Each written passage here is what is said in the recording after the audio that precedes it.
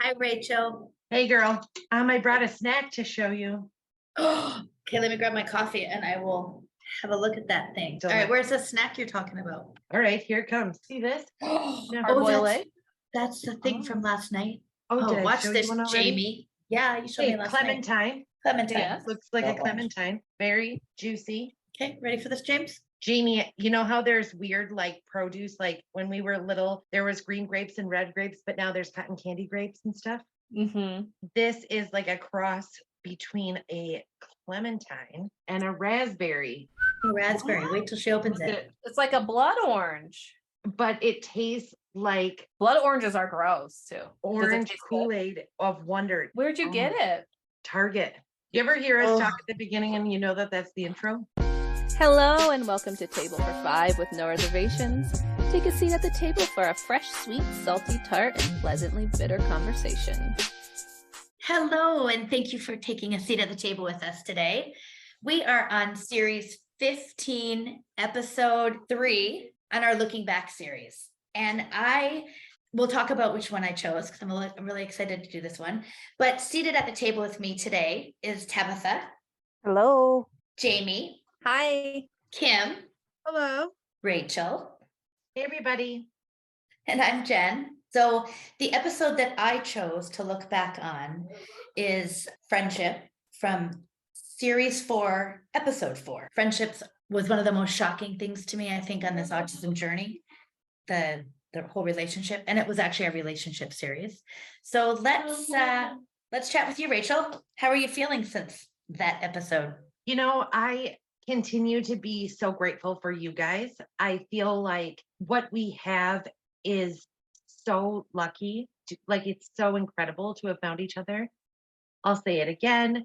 Great. For my homegirl, Kim, we are an unlikely pair. And it is incredible to have you guys in my life. And I feel like when I'm outside of us, but within the autism community, you know, you guys are the first thing that I talk about. My life has changed so much by joining a community of people that understand, like, our atypical is typical within the community that we surround ourselves with.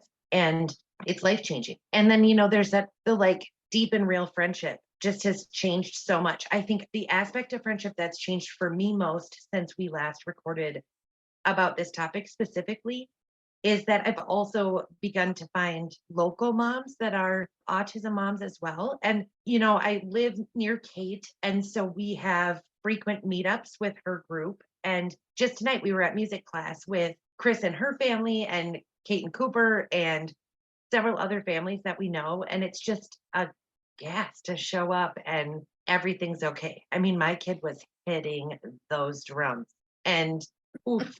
Anyways, it's been really healing for me to have people that I can also hug during these moments. You know, Chris has changed everything. Yes. But I mean, I'm still like, I get the cheeks. The other day we all showed up on the same call. And in the last episode that aired today, which is within the series, but episode 1, we talked a bit about friendship at the end of that episode. And I just like when we all showed up on the call this week, I was like, oh my God, it's happening. Like, it's just so magic. Good. It is life-changing for sure. All right. So Kimmy, what about you? It's kind of still the same. Didn't really change. I still don't really have any friends.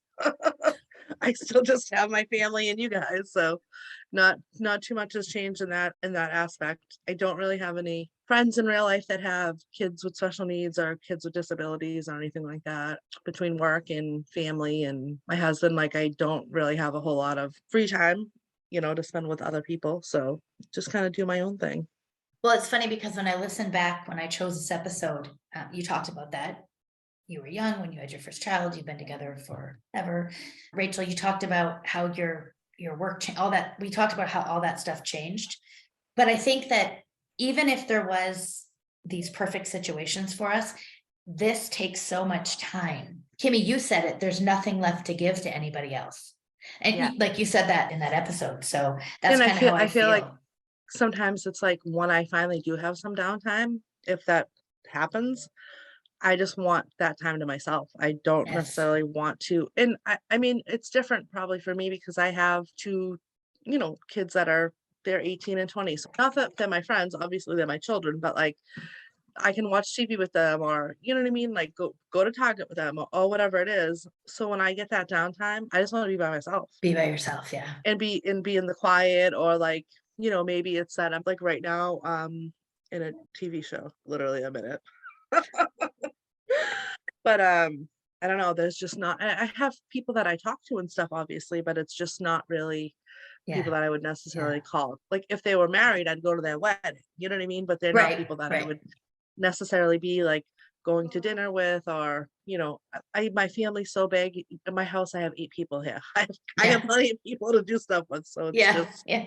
you know, I don't I need love it. that about you. I feel like when you have some extra time for whatever reason, you spend more quality time and more quantity of time with the people that get less of you when you're doing all the things and it's a busy week or it's hard because of one Yeah. thing or another. I feel like you rebalance. like right now Kiara is home from college, so she's on college break, so she's not, you know, normally here. We're watching a show together. Her and Lexi are watching a show together. Me and Neil are watching a show together. It's like, Cutting into our time. Girl needs I to go back know, to school. I know. And it's so what once we get finished with this show, like we probably won't watch anything for 3 more months. But it's just Yeah. even tonight I'm like, I can't watch my show. I have the podcast. One of the funniest things you said this week, Kimmy, was this show that you're watching right now is so old that you can't write the writers to be like, actually, misstep I was like a-hole, so upset the other day. I was like, which made me crack up because it's so your Mhm. personality. You know what I'm I was saying? telling Neil, like literally, this is what I said. I go, if what I think is gonna happen happens, this TV is gonna be off the wall. I'm not even kidding. I was like so revved up, and then I'm like, Did it? if this person dies, I'm like, I'm done, I'm Oh my done, I'm done, and I can't talk to anybody about the show because like people who watched it like 17 years ago are like, I'm probably never gonna watch it. I get so worked up, and he's like, all right, I'm going to bed. I'm like, you're going to bed? It's a season finale. He's like, yeah, we can watch it tomorrow. So I'm like all worked up and like, Nobody likes a quitter, Neil. The heck? there's like a personality disorder. I forget which one it is. I was reading about it and it's like, oh, do you blur fantasy and reality? Do you like think characters are real? I'm like, I might have this. It happens. That's all right. So, That's yeah. probably just too crazy to have friends. What about you, James? So listening back, I thought a lot about, well, it was just funny 'cause I always am worried about listening back to an episode and being like, oh my gosh, what was I saying? But I was literally listening and I like was saying something and I was like, oh, I should add this to that when we talk about tonight. And then I would say that in the episode and I'm like, oh, I'm a genius. So really, just listen back. I have nothing else to say.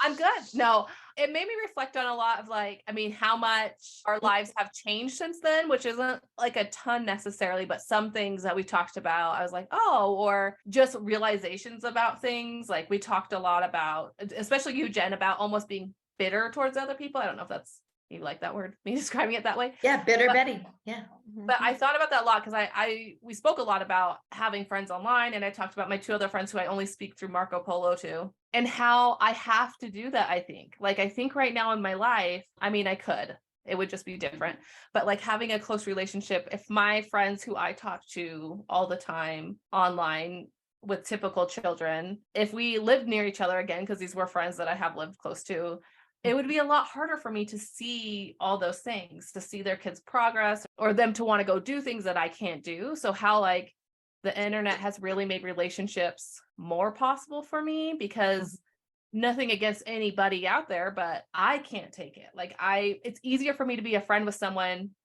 if they're sending me a voice message or a video message telling me about something their kid did to say, and I can be sad about that in my own time. I can stop that video, watch it, respond later when I'm in a better headspace, things like that. And also like time wise and all that stuff. It made me really realize that. I'm like, I don't know if it's a good thing or a bad thing, that it's really hard for me to have in-person relationships now with other mothers who have kids around my son's age, or just, kids even older, because it's hard for me to navigate that stuff. And it's so much easier that I don't have to make excuses why we can't go places, or I don't have to try to go those places and watch everyone else be able to do things and thrive. So I thought a lot about that, and I thought it was really interesting. I thought a lot about how we talked about, even in our realm of parenting, and comparison comes up a lot between kids and different disabilities and more profound disabilities and autism or more physical disabilities and things like that. And we talked a little bit, I think Kim brought it up, how like, you know, she doesn't have to worry about Alyssa wanting to have friends or wanting to do this or that. And back then with Jesse, he didn't seem to really understand any of that stuff. And now looking at him, I do feel like he doesn't fully understand. And it's more like, well, this is what happens on TV or this and that. But I'm starting to see that in him where he does kind of want those things. And that part made me a little like teary-eyed thinking about, we all have different trials and they all suck. Like it's sad either which way. It's sad for Kim to have to say like, Alyssa doesn't want that. There's a benefit to that because she doesn't have to necessarily have her heart broken every time someone Sounds rejects. a lot sadder when you say it about like listening to you say it. I'm like, oh, that's sad. Jamie, I know exactly what part you're talking about. And then it's sad on Jesse's end, and because he kind of wants those, I won't say he fully wants those relationships with other kids, because really other children are unpredictable and really a hassle for him. But sometimes you can tell he wants that like idea of friendship. Even, you know, too, that the fact that he's latching onto the modeling from shows of friendship means that his interest is there, or it's piqued something in him, and then what comes next, you know? Yeah. Like, well, and that's what the next thing is. Now that he's understanding that, he's seeing it in other kids, and right now he thinks all other children, he calls them, are kind of like great when they're off to the side doing their stuff. And now I can see it in his future, because our kids' futures are so unpredictable starting at the beginning. We don't know where our kids are going to be. But now I know it's going to get to the place. I can say with a certainty, it's going to get to a place where he doesn't understand why he can't socially interact with his peers and why he can't gain friendships in the typical way. Like, I'm an awkward person. Yeah. Or keep. I've had problems with friendships and stuff in the past. And obviously for him, that's going to be like tenfold. And that kind of breaks my heart a little bit. So thinking about that back then, where I was kind of worried about that and thought about that, but I just didn't know. And now I feel like I can see that a little more. And it's funny that you say that, Yeah. because Lexi, even though doesn't have autism, she has ADHD, like she couldn't really have friendships when she was younger because, well, she just had to have everything go her way or no way. It's a lot like some of our kids, like, so like she couldn't like bend to like be in a friendship. Like she was just like, well, forget it then. And she didn't really seem to care. Like it didn't bother her, like that she didn't like seek out friendships. And I think because she has a sister who's 2 years older than her, there was tons of cousins, and it reminds me of Jesse. Like he's gonna get that need from his family, his sister, his cousins.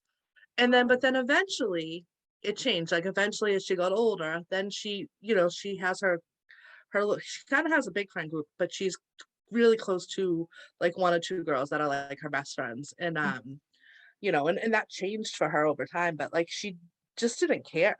Like she was just like, and even when kids would be over at the house, like if there was a big group of kids, like she never did well, because like she just, I don't know, it's because she's like the youngest and she was just used to like, you know, things would go her way, but like she'd come in the house and I'd be like, what are you doing? She's like, I'm not playing. And I'm like, why? And she's like, I just don't want to. And she would just like go in her room, and like all the kids would be out in the yard playing. And I'm like, we didn't necessarily know that she had ADHD yet. She didn't get diagnosed till she was 9. It kind of like made sense, like, you know, in hindsight, but like she wouldn't be crying or upset or anything. She'd just be like, and that's like my hope, I guess, for Jesse, is that that's more his attitude than opposed to being like, because I mean, there's already been instances where even kids in his autism class, he's been left out of those circles and friendships. And I can tell that it bothers him a little bit. But then, you know, then he lists off the Toy Story characters or something, you know, like, so. Yeah. So Because they just have a very different way of looking at things. Sometimes kids in general, but like especially with autism, it's like it's so one tracked, you know. But those were I talked earlier about how Kimmy said there's nothing left to give other people, but also that other point where you said for Alyssa, the understanding of it, the wanting of it isn't there. And you know, we're in this sort of weird spot right now because Kaya very much loves being around other children, and also I can tell when, like you said, James, I can tell when she knows she's being, and I have to really be careful because it's really hard for me as her mom to witness that kind of stuff, you know? So, but I'll talk about myself after. Back to you, James. I just think, I mean, that's always been my biggest worry. I mean, I've always had a hard time taking my son to the park. That rejection of my kid, and I know this is projection of myself. I was a very shy kid, awkward. Kids made fun of me. I was bullied a lot in elementary school. And so I think I'm projecting that partly on him, but like going to the park and seeing, even though he doesn't notice right now, but seeing kids even maybe try to include him, or he's run up and start trying to play with kids, and then they notice the difference and they kind of reject him, is like the most heartbreaking thing for me. Like, and I mean, it's been that way even when he was younger and it wasn't that noticeable. I still noticed, and it just hurts because I'm like, don't reject my kid. Mm-hmm. Yeah. Yeah, I feel that Hard. so much. What about you, Tess? When I think about what we're talking about, our kids, like I have two complete opposite children in that sense at this point in time. Like Nixon is social. He wants to be around other kids. He wants to engage with other kids. You can tell like with Jesse at different points, he notices that he's not being included. And it is heartbreaking. I mean, there's been times where he's tried to engage with kids at the park and, he gets shunned. And then with Nora, she doesn't have verbal language, and now she's older. And so 4-year-olds can talk.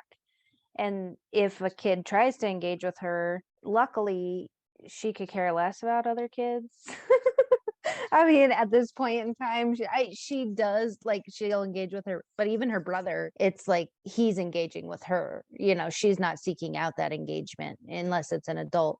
So they're complete opposites in that sense. And it is, I mean, I have had moments where I've cried in the car because of interactions with Nixon and other kids. And, I think he is a social guy in general. And, it is sad if he's trying to engage with other kids. And then at different points too, kids will try and we went to a birthday party this last weekend, and some of the kids from his class were there, and they tried to say hi to him, and it was like video games and music was playing, and in that sense he just loses his language. And they tried at the front end, but a lot of it was me and him hanging out pretty much the birthday party, you know what I mean? So I don't think it necessarily bothered him at all. But as they get older, I think it becomes clearer, like that sense of things. So when I was listening back to the episode, though, I was thinking about the differences in needs of our kids, and how sometimes,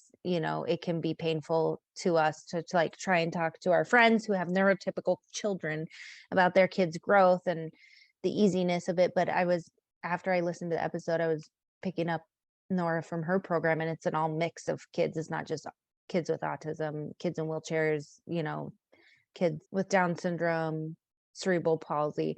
And I was watching a mom like unpack a wheelchair out of her car, and I was just like, how hard, even just physically in itself, like our kids are heavy, but I just take my daughter out of the car. I don't have to like unpack a wheelchair and prep all of that. And so I thought a lot about that after listening back to the episode. And then I thought about this move. And in the episode, I was talking about my friendships in Arizona versus my Montana friends. Yeah. And there has been a huge shift in that. Like my best friend, and really most of my friends here, I could leave my kids with at this point, which has been That's awesome. incredible. Like my best friend came over when I took Nixon to the birthday party to watch Nora, and she hung out with Nora for like an hour and a half. I never had that in Arizona, but before, I mean, a couple friends, not never, I shouldn't say never, but my friend Natalie in Arizona did help us. But the point that she could just come over on a Sunday because she has availability and space, and she loves my kids like I love my kids, and she understands them. Like she knew that Nora wanted the eggs out of the fridge by leading her over there, just like taking the time to like understand where she's at has been a real big shift with the move. And for What me, a relief. yeah, I was thinking about this too. Like there's still like a deep, heavy loneliness that comes with our parenting. And I think it's because of the hypervigilance. Even when you're out, you can't be fully focused when you're out with your kids, period. I mean, you just can't. You're always watching, you're always monitoring.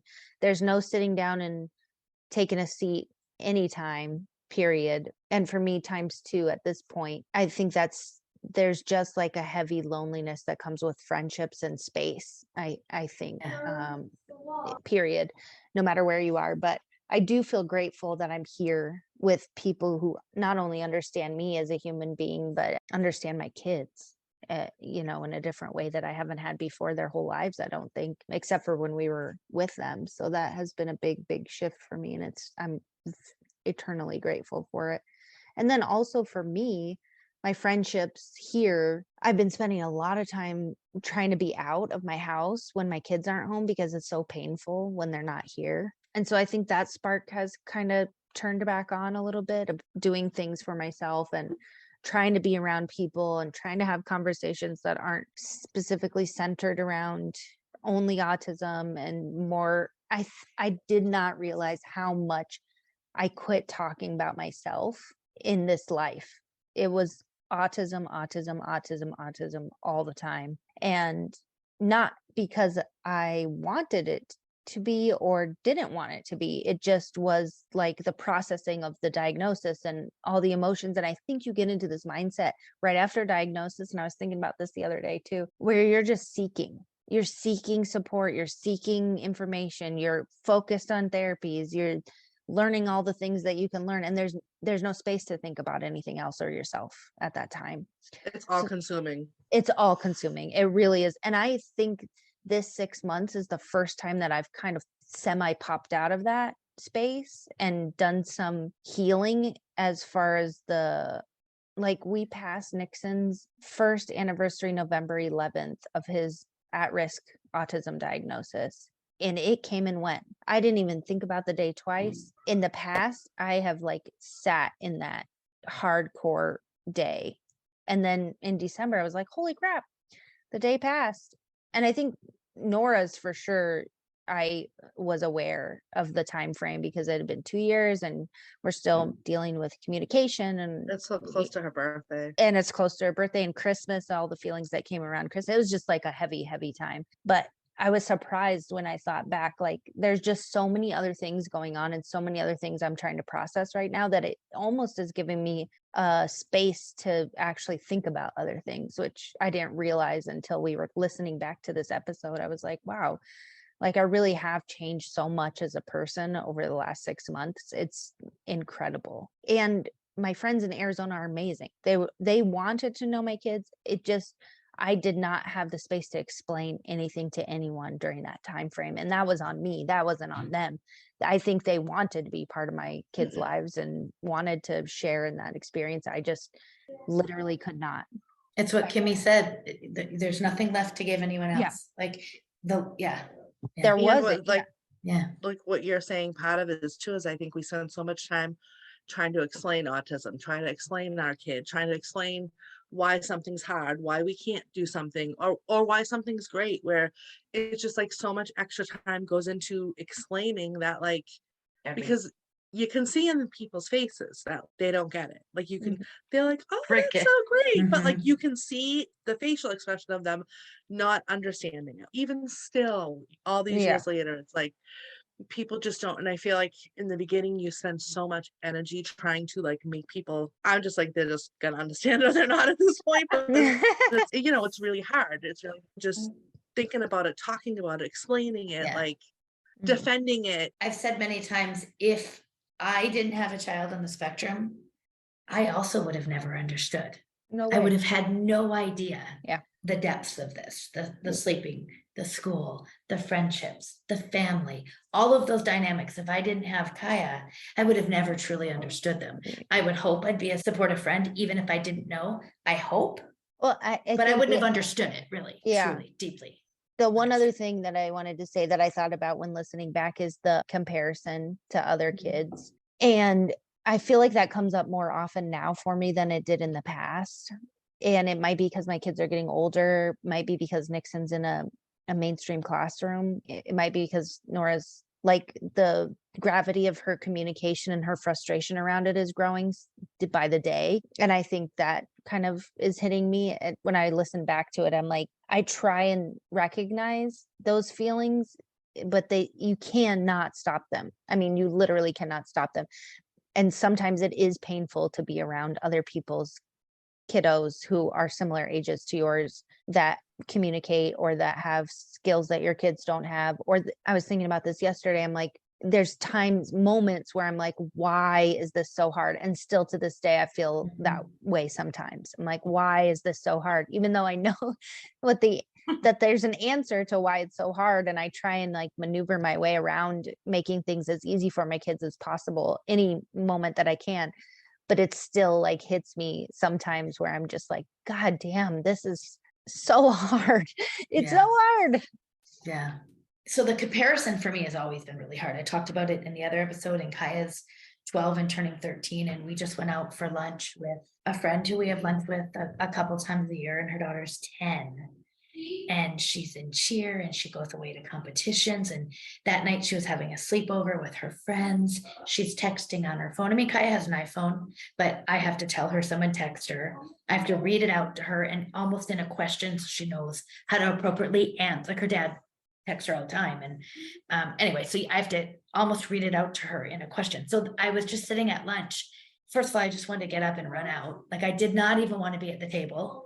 Nothing against her. And in that moment, I just felt this shift. Like it's like a sucker punch almost. It really is. It was hard. It was hard. Like, what do we have in common if this is your life? That's kind of what I felt like. I kind of felt like it was this sort of, there was nothing left to talk about at lunch. And it was me. I want to be clear. This girl's amazing. We walked into this place for lunch. She has 3 children. None of them are autistic. But she knows my daughter really well. And we walk in and it's the same story I told before, the same person, different restaurant a year later. She walked in, she's like, excuse me, can you turn the music down, please? I mean, right away, she's the one asking, not even before I even get the opportunity to ask. And I think that is amazing. But you get to a point where it's like, there's nothing to talk about at this day. Like, there's just nothing. It's that weird shift where when her daughter was younger, like Kaya still watches Elmo. She's 12. She's turning 13. Her daughter's not watching Elmo. She's doing age appropriate things. So I was the very first time I felt like that in that relationship. It was really hard for me. But also, I think, I don't know if it was Rachel that said bitter, or James, but it was you, James. And I've said that a lot. I really struggled with the comparison. And it's something I've come to realize over the last year, which I think for me, like Tabitha said, for her change in the last 6 months, for me, this is very pivotal. I was very angry. I've written about how I felt like our life stood still and everybody just kept living their life. But really the reality is it didn't affect them. I shouldn't have been angry that of course they're going to carry on. I mean, it's not their life.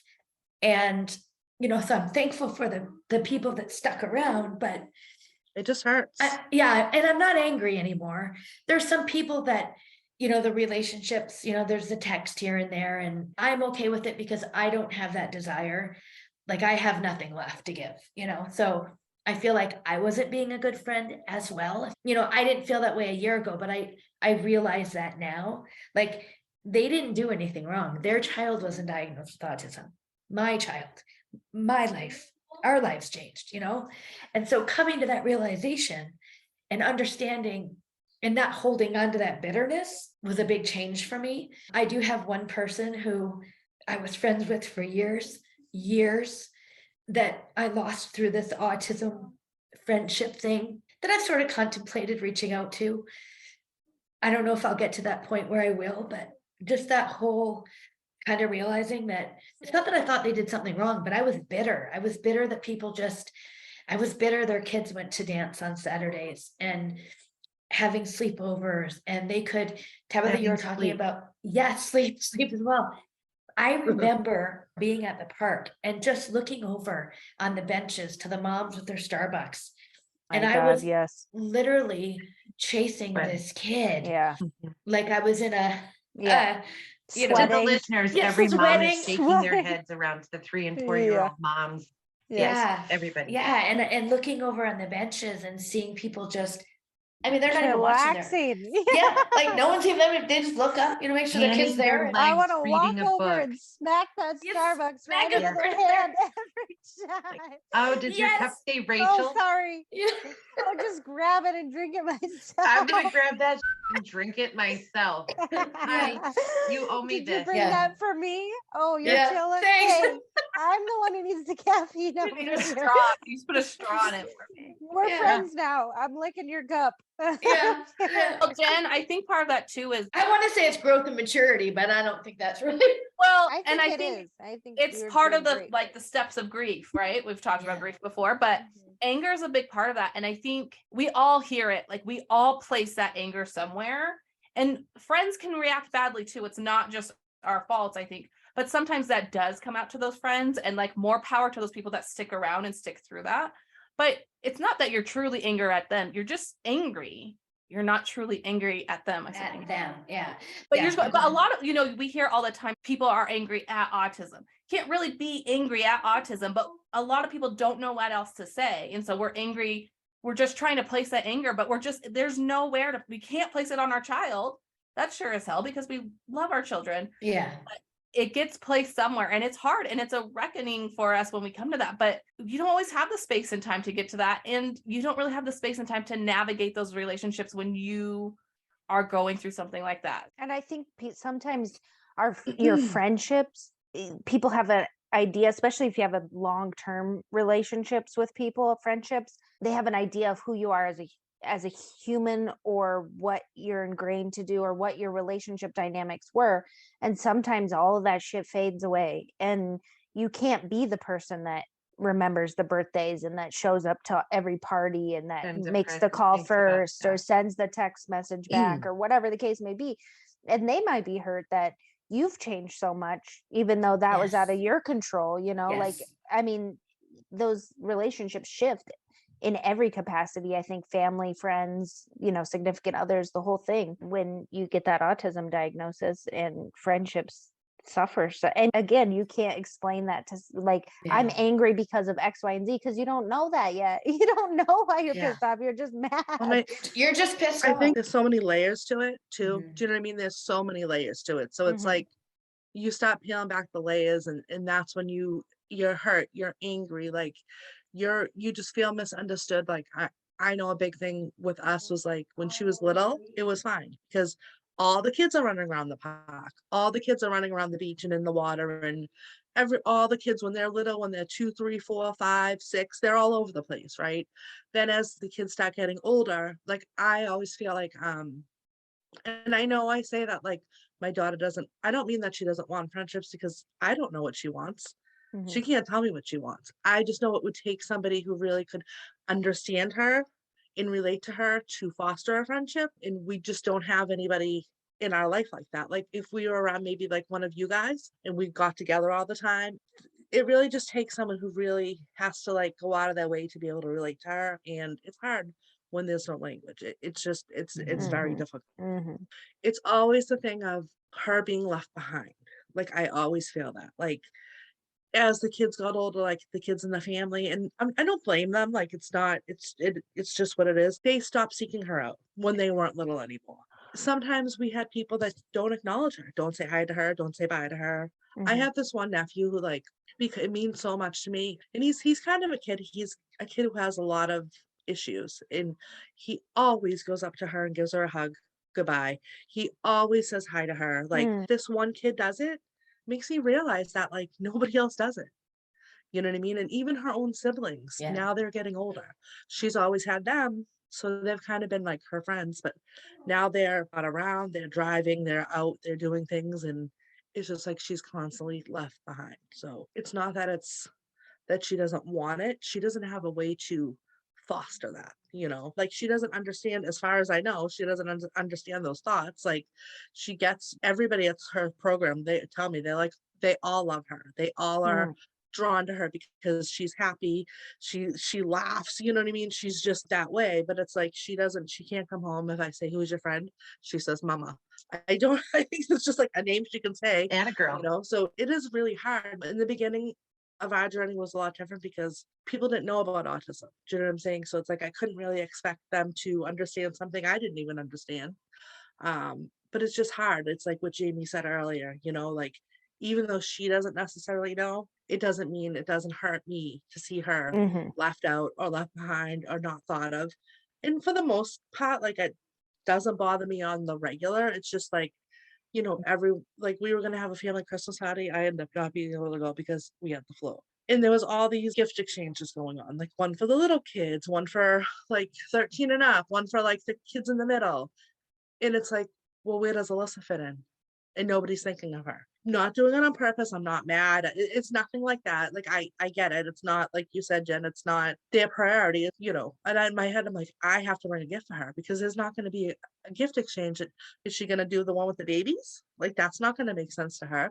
She certainly isn't going to do the adult Yankee swap because if you give her a gift and you try to take it away, they ain't going to go too good, And she's not going to understand scratch tickets and gift cards. And it's really hard. Like, people don't understand, like, even going to a hall with her for a Christmas party was like, I actually wasn't going to bring her. I ended up figuring out someone to watch her because it's like, what is there for her to do? She's going to sit at a table. She can't have a conversation with somebody. So it's like, she's just going to sit there and be uncomfortable. And when she was little, she would like run around and climb on the chairs and be under the table and it would be fine because that's what like little kids do. But as a 26-year-old, she's not going to do that. She's just going to sit there. It's just really hard when it kind of feels like everybody else kind of moves on and then she's left behind. Even in her own family. Even in her own family. I will tell you and also give you the Hail Mary and the amen on the fact that your sweet Alyssa has grown so much. I'm certain, like I can picture her day program and all the people just like around her Jubilee because she's so effervescent. She's just bubbly, but she also knows us. And specifically, she and I have this thing about the shirt, and she will stop life and earth and give like a twirl about it. She holds it a certain way. She's a friend and acting as such, and we have an exchange every time, and it's beautiful. And she makes an effort, and it's just so cool. So, I mean, I know that I can hear your tears, and I know that we're not siblings on the couch having a hoodsie cup together. But she does have relationships, and it's glorious. Each one of your kids, we all obviously know each other's kids a bit, and it's cool that. I mean, Silly Flanagan could not have jumped into me up and wrapped her legs around me. Yeah. Any faster or harder if she tried. I mean, that kid was like attached to me. That was amazing. Yeah, and which was what I was going to say, since we've brought so much light and joy to friendship on this episode. As always. That's, I think, makes our relationship that much more special, more special. Yeah, that sounds right. More special is better than specialer. Specialer.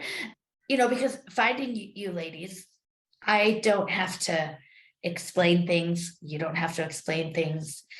And I think I know for me, it changed my life, and I'm very thankful for each and every one of you. Same. Like you all said, if someone would have said we'd have 4 other internet besties, I would be like, what? But with, when we got together, we've talked about it before. It was not strange one iota. Yet I can go out for lunch with someone that I've been friends with for 15 years, and I feel like complete strangers across the table. And so I'm just so thankful for you ladies. When Tabs was talking about like that beginning and you're like searching at people. So a lot of like talking about the anger part, a lot of my anger was placed at autism parents. And I know that sounds like weird, but people who seem to have like accepted it, I was like pissed at. Like, I don't know how to describe it. So we all met in a supporter group. And in the beginning, and this was like while we were going through the idea of autism and through diagnosis, and we weren't sure. So someone might write something that was like Jessie. And I was like, oh my gosh, it is autism then. And then I was like annoyed that everybody's responsive. That person is a completely innocent person. And I wasn't like saying anything or being any mean on the internet, but I was just like, it's all within myself. And there was times like I literally considered leaving that group because I just couldn't take it. I remember like at diagnosis, they were like, well, go to parent groups and stuff like, and I was like, I don't want that. And I specifically said, I don't want autism to be our lives. Like, it's going to be part of our life. Obviously, we're going to figure it out. And we're just going to, like, we might be the only people we know with an autistic kid. And that's okay. Like in my brain when this is all going, because I was in such denial about needing it. And I didn't realize how isolated I would feel. And I'm so glad I never left that group. And I'm so glad that I moved on in the process to get to the book, because then I would have never met you guys. And that literally ate me alive, that I had no one that Mhm. truly understood. And people tried, like, of course, Bingo, family and Jamie. stuff like that. That's spot on. Ate you Yeah. alive. Yeah. I could not imagine if I had left that supporter group and never found you guys. My life Yeah. would be, I and mean, maybe who could I'm sure imagine everything life would have without been us? fine and we would have figured it out. We don't talk about autism stuff as much, but just having that basis with you guys, Mhm. it makes such a difference, and I'm very grateful. It Me really too. You does. know, laugh about it in certain ways that, you know, others may find inappropriate because it's like we Yeah. all get it and that's how we get through it. You know what I mean? It's like we make jokes about it and you know, if one of us is going or even about ourselves and you can't do that with somebody else because they they wouldn't know what to say. They'd be like, I don't want to Wow. offend you. I don't want to like, you know. We should change our description, because what is it, like, laugh with us, cry with us, like, laugh with us so you don't cry. Like, sometimes you have Yes. to laugh so you don't cry about it. Yes, you have to. Recently, one of the people that we've had on the podcast said something about internet friends are not the same as friending or something to that effect. And I just want to say that we check so many boxes for me. It's therapy, it's real friendship, it's nocturnal friends, it's a brainstorm session. There isn't like a thesaurus of things or like options in some catalog to how to live this life. It's like, you know, you don't sleep, try the melatonin, you don't sleep, try this, you don't do this, you try that. You know what I mean? Like we are well beyond the first Google search in this life. And so to be able to go like deep into brainstorm session on several, you know, different threads or like with you guys and cut straight to the chase. I mean, you guys have told me there's a pattern going on in my house and life that I didn't even know. It's such an incredible asset, you know? But also pretend that in an ideal world we had this thriving friendships outside. When would there be time? I mean, there really isn't That's the seriously why time. we talk about the commune, because like Yeah. living with a fire pit in the center, all of us in the spokes is the only way we would be able to see one another unless we shared like a communal laundry room or something. Well, Oh, Kimmy's no, couch, yeah. because we got to watch her shows with her. Because Yeah. Because Neil has the nerve to go to bed. I'll watch Sons of Anarchy with you any day, One of- Kim. Hello, on mute. I don't care. I've never watched that. You should see Should those watch it. tattoos. One of the things that you guys talked about, or Jamie and Tabs talked about beautifully in the last episode, was kind of these different ideas about how you couldn't bring forth what you wanted to the friendship. And as such, it was hard for you to be a part of it. Not to paraphrase so much, but that kind of. And I feel that in such a different way. Like I always talk about how often I listen to us, but it really hits me every single month or quarter that like something else comes back up. It's like watching the Gilmore Girls episode that you know, but you see a different show in it because you're in a different season of your life. I feel, I don't know, it's just like, I think one of the quotes in our journal, I think that I said was something like, if you understand this magic world, she'll bring you into some incredible view, or she'll, you know, it was I beautiful. don't know what I said. It was beautiful. It's beautiful. Something about Whatever. it. She'll take you on If this you take magical. the, yeah, if you yeah. take the time to get to know her, she'll Know take you her. on a magical journey that you've never been Yeah. on before. That, um, that.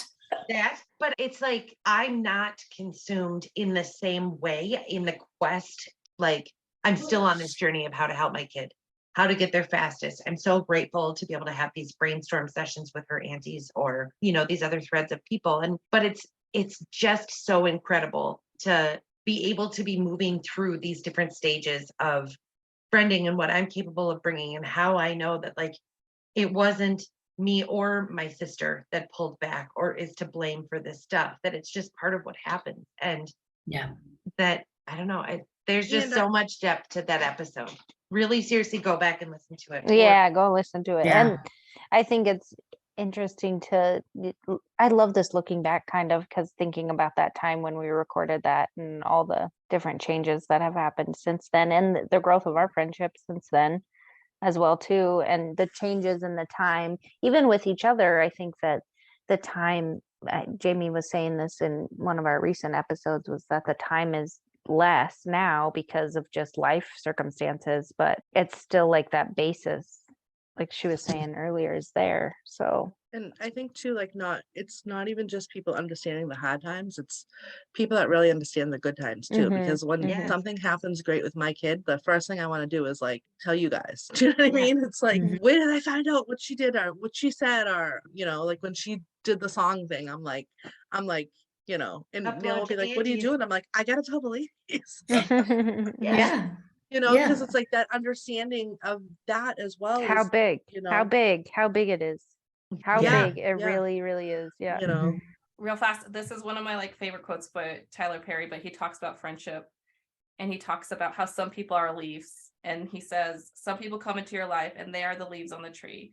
They are only there for a season. You can't depend on them or count on them because they are weak and they only give you shade. Like leaves, they take what they need. And as soon as it gets cold or wind blows in your life, they are gone. You can't be angry at them. It's just who they are. And then he goes on to talk about branch people, how they're like more like pillar stones, and then you have your root people that like root you down. And he has another quote that I cannot remember exactly, but he talks about, there's people that come into your life for a season and they're meant to just be there for a season, and that's great. And then they leave, and that's okay too. And I think with a lot of this stuff, and when these shifts happens, even when you just have a typical child, sometimes it expedites that and Mhm. people leave faster, and I think that's okay. And I think we lost a lot of friends, or a lot of friendships changed, but we found each other. Yes. Yes. And that's I'm Yes. crying, Tyler Perry. I feel like our And- table's made out of sugar maple roots or something. And in how many days, Rachel? How many days? Girl, let me refresh my app. Hang on one Yeah. second. We are going to get to see each other again, which is going to be amazing. Amazing. 3 months, 19 days, 20 hours, 53 minutes until we take the stage. And I eat a card. And yeah, so this is arrival, or not even arrival. This is till we are mic'd up for our live show. Yes, ma'am. I've always said we are the ladies from the View. We would be great at a hot topics table. I'm Yeah. telling you.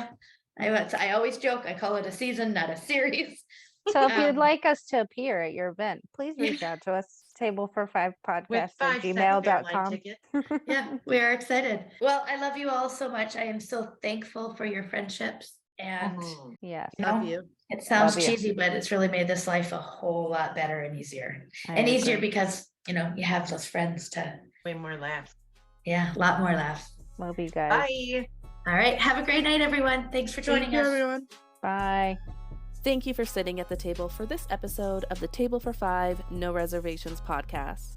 To learn more, please read the description of this episode. In there, you can also find where to sign up for our newsletter and how to become a supporter. Join us next week for more, and while you wait, check out our content on Facebook and Instagram. If you are enjoying the podcast, please make sure to subscribe and rate and review us wherever you listen. To contact us, you can email us at table45podcast@gmail.com.